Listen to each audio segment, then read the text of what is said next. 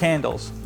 Whether you light them for their fragrance, a romantic dinner, or just because you think they're pretty, remember, it's still a fire, and fires can be dangerous.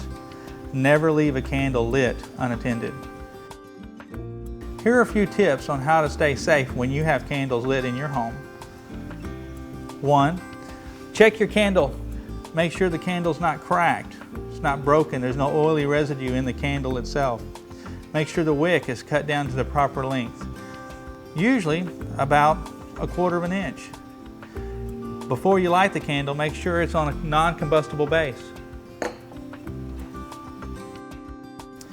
When you light a candle, make sure you put it in a place that's well away from combustibles and where pets can't reach them, or children.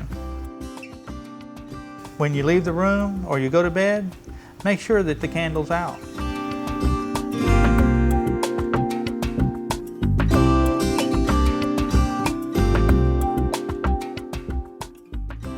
Kitchen safety.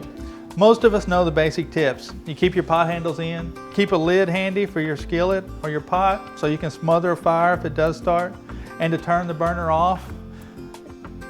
But what do you do if you can't get to the burner to turn it off? What do you do if the fire in the skillet's too big? Well, use your extinguisher. Do you know where your fire extinguisher is?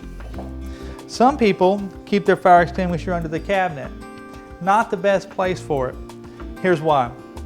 If you have a fire on your stove, you don't want to have to reach near the fire to get to your fire extinguisher. It's best you have it mounted away from the stove, on your way out of the kitchen, on your way to your exit.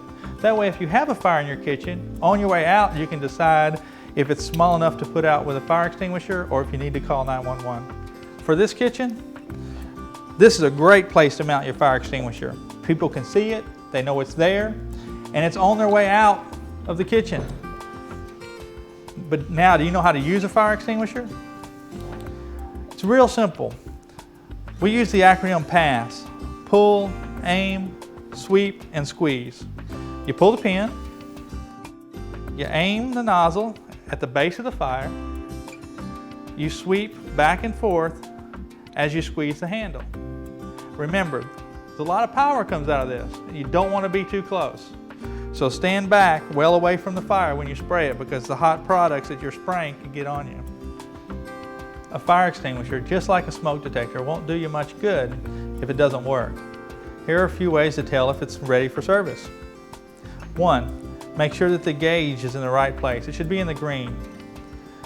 Make sure that the pin is in place and it's secured in that position.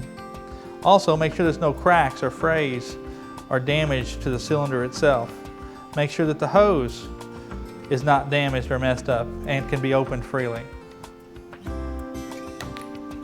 And remember, mount it. Mount it in the right place and keep it there all the time. That way you know where it is when you need it. This is Steve McCool of the Lufkin Fire Department reminding you to be smart and be safe.